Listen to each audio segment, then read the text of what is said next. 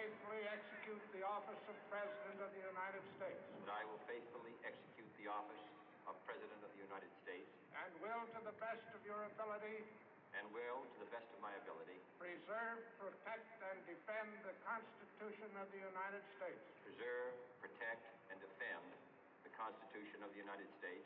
So help you God. So help me God.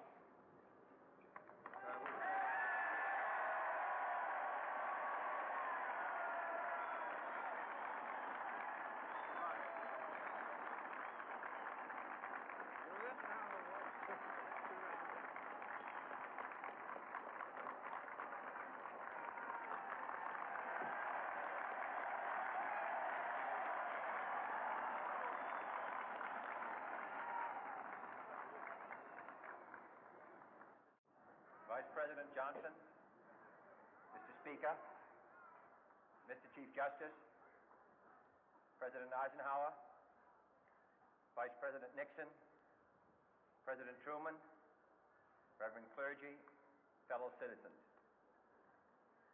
We observe today not a victory of party, but a celebration of freedom, symbolizing an end as well as a beginning, signifying renewal as well as change.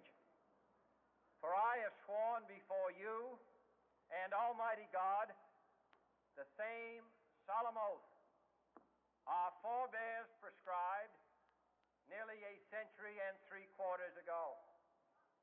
The world is very different now, for man holds in his mortal hands the power to abolish all forms of human poverty and all forms of human life. And yet the same revolutionary beliefs for which our forebears fought are still at issue around the globe. The belief that the rights of man come not from the generosity of the state, but from the hand of God.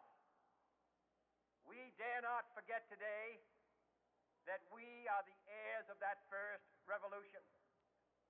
Let the word go forth from this time and place to friend and foe alike that the torch has been passed to a new generation of Americans born in this century, tempered by war, disciplined by a hard and bitter peace, proud of our ancient heritage, and unwilling to witness or permit the slow undoing of those human rights to which this nation has always been committed and to which we are committed today at home and around the world.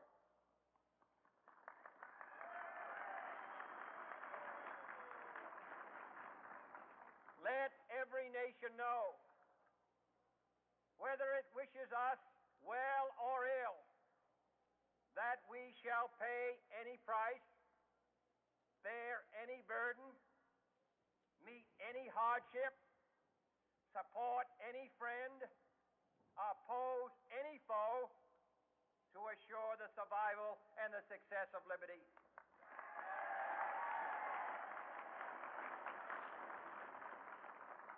This much we pledge and more.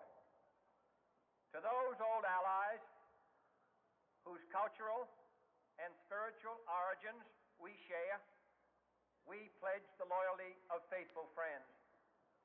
United, there is little we cannot do in a host of cooperative ventures. Divided, there is little we can do, for we dare not meet a powerful challenge at odds and split asunder. To those new states whom we welcome to the ranks of the free, we pledge our word that one form of colonial control shall not have passed away merely to be replaced by a far more iron tyranny. We shall not always expect to find them supporting our view, but we shall always hope to find them strongly supporting their own freedom, and to remember that in the past, those those who foolishly sought power by riding the back of the tiger ended up inside.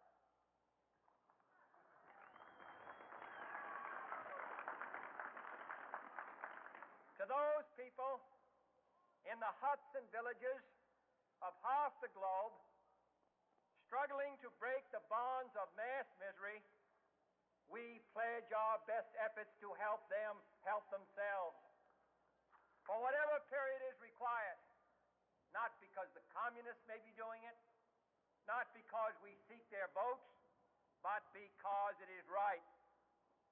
If a free society cannot help the many who are poor, it cannot save the few who are rich.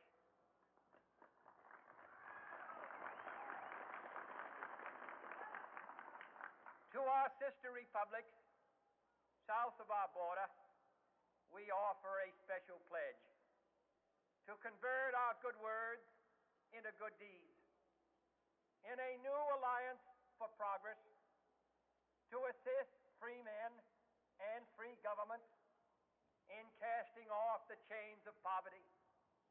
But this peaceful revolution of hope cannot become the prey of hostile powers.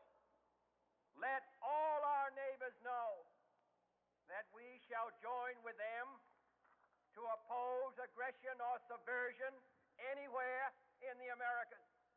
And let every other power know that this hemisphere intends to remain the master of its own house.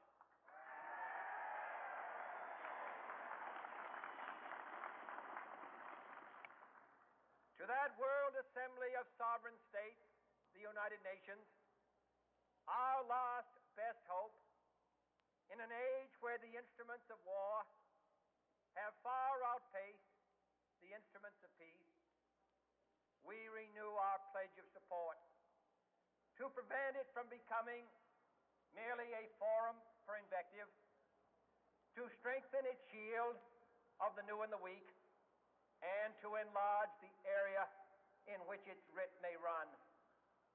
Finally, to those nations who would make themselves our adversary, we offer not a pledge, but a request that both sides begin anew the quest for peace.